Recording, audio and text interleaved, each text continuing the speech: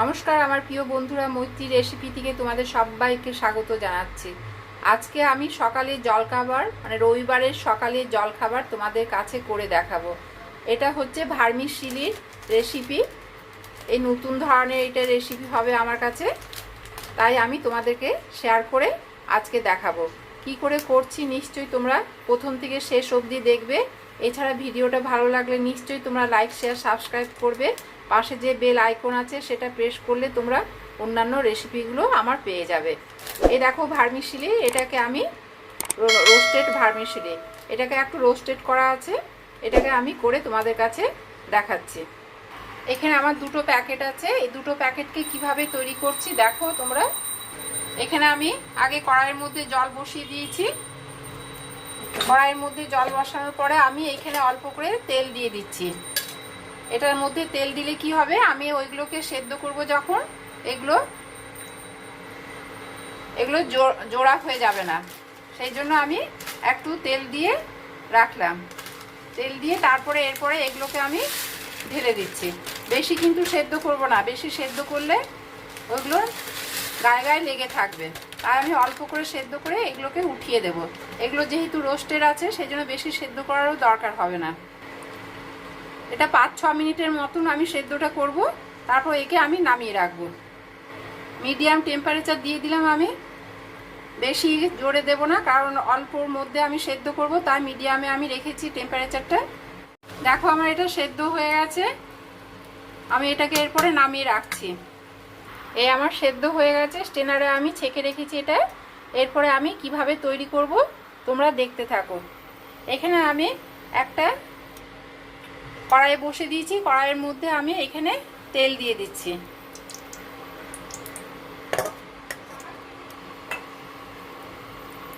তেল দিয়ে তেলটা গরম হলে,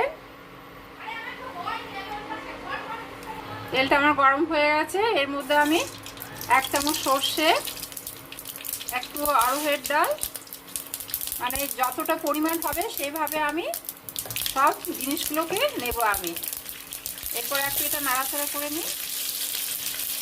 এর মধ্যে আমি কারি পাতা নিয়ে নিচ্ছি। কারি পাতার গন্ধ দারুণ লাগবে খেতে, সেই জন্য আমি এটার মধ্যে কারি পাতাও নিয়ে নিলাম। একটু নাড়াচাড়া করে নিই। আমি 2 সেকেন্ডের মতো নাড়াচাড়া করে নিয়েছি। এরপরে আমি এর মধ্যে দেব, এখানে পেঁয়াজ আছে, ছোট বাটিতে 1 বাটি পেঁয়াজ দিলাম, দিয়ে এটাকে আমি ভালো করে নেড়ে নিই। এর মধ্যে অল্প করে আমি নুন দিয়ে দিচ্ছি, কারণ পেঁয়াজটা একটু নরম হবে, তাই আমি এর মধ্যে একটু নুন দিয়ে দিলাম, অল্প পরিমাণে নুন দিয়ে দিলাম অল্প করে। বেশ ভালো করে ভাজা ভাজা হবে। এরপরে আবার অন্য সবজিগুলো আমি দিতে থাকবো। এটার মধ্যে অনেক কিছু সবজি দেওয়া যায়, ফুলকপিও দেওয়া যাবে, বাঁধাকপিও দেওয়া যাবে, এমনকি ব্রকলিও দেওয়া যাবে। আমার কাছে যা যা আছে আমি তাই তোমাদেরকে করে শেয়ার করছি। একটা লঙ্কা চিলি ফ্লেক্স আমি করেছিলাম, ওই শুকনো লঙ্কা দিয়ে এটাই আমি দিয়ে দিলাম এর মধ্যে।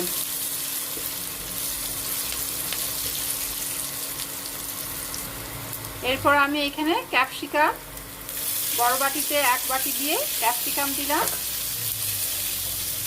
1/2 বাটি আমি গাজর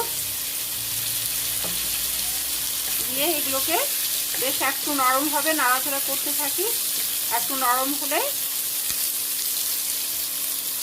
একটু নরম হয়ে যাচ্ছে, এটা বেশ নাড়াচাড়া করে নিয়ে আমি 3-4 সেকেন্ড আমি নাড়াচাড়া করে নিচ্ছি এটা। এর মধ্যে আমার কর্ন আছে, কর্নটাও দিয়ে দিলাম 1/2 বাটি। এখানে যদি আমার ফুলকপি থাকতো আমি ফুলকপিও দিতে পারতাম।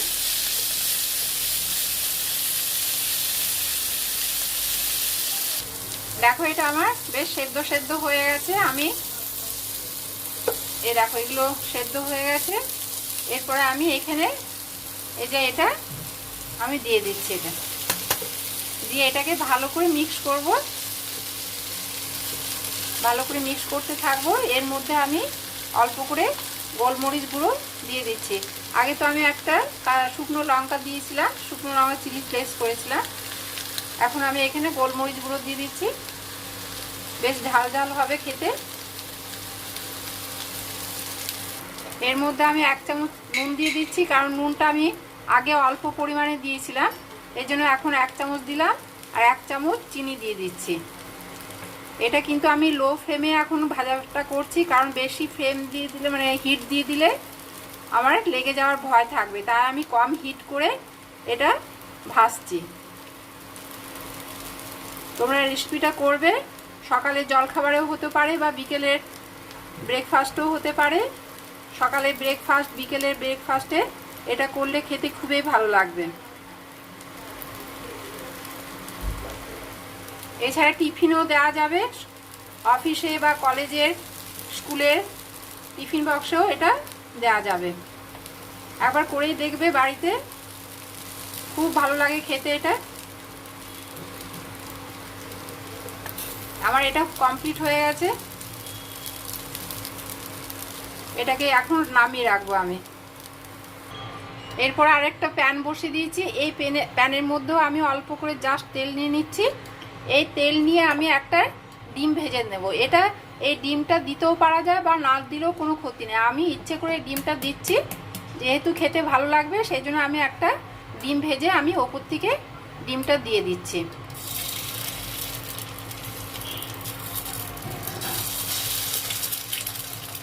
দিয়ে আমি ডিমটা একদম কুচো কুচো করে কেটে নেব। ডিমের মধ্যে অল্প করে নুন দিয়ে দিলাম, নুন দিয়ে ভালো করে এটাকে ভেঙে ফেলবো।